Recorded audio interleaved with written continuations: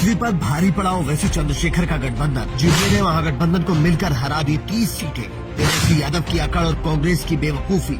बिहार के नतीजों में जेडीयू का कमाल और बीजेपी का धमाल दिखा तो कांग्रेस ने वोट चोरी का राग अलापना शुरू कर दिया। तेजस्वी यादव खामोश हो गए और उनके प्रवक्ता चुनाव आयोग को गरियाने लगे, लेकिन उनको अपने नेता का अहंकार नहीं दिखा, जिसने एआईएमआईएम को 6 सीटें नहीं दी और चंद्रशेखर आजाद को 2 सीट के लायक भी नहीं समझा।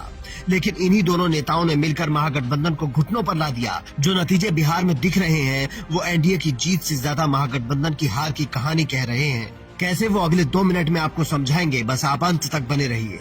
देखिए, सीमांचल में 24 सीटें हैं, जहां जेडीयू गठबंधन पूरी ताकत से लड़ रहा था। यहां महागठबंधन का सूपड़ा साफ हो गया है।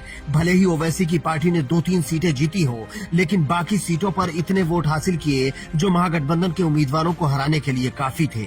इसी का नतीजा है कि यहाँ 20% सीटें भी महागठबंधन के हाथ नहीं लगी। इसके अलावा चंद्रशेखर आजाद की पार्टी ने जिन सीटों पर चुनाव लड़ा, वहाँ भी महागठबंधन को बड़ा नुकसान हुआ। जैसे झाझा में आजाद समाज पार्टी के उम्मीदवार मोहम्मद इरफान को अच्छे वोट मिले और उनके अलावा कुटुम्बा, चेनारी, डेहरी, चैनपुर, राजपुर और औरई में भी आजाद समाज पार्टी ने खासा असर डाला। बात इतनी भर नहीं है, बीएसपी ने भी महागठबंधन के वोट में सेंध लगाई और हार की गाथा में अपनी भूमिका निभाई।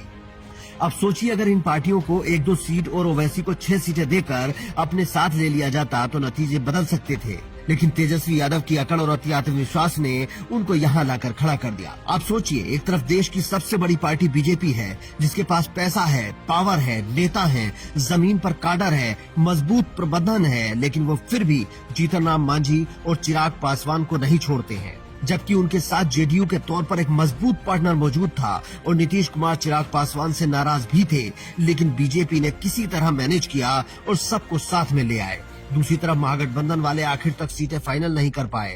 कांग्रेस ने अंत तक तेजस्वी यादव को सीएम का चेहरा घोषित नहीं किया। मुकेश सहनी को जैसे तैसे राहुल गांधी ने प्रेस कॉन्फ्रेंस करने से रोका और झारखंड मुक्ति मोर्चा को चुनाव लड़ने से रोका, लेकिन तेजस्वी यादव को ये सब दिखाई नहीं दिया और जीत नीतीश कुमार की हुई। लेकिन सिर्फ इतने से नीतीश कुमार फिर से सीएम बनने नहीं जा रहे हैं। चुनाव से ठीक पहले जो उन्होंने महिलाओं के खाते में 10,000 रूपए डाले, उसका भी इस चुनाव में बड़ा रोल रहा।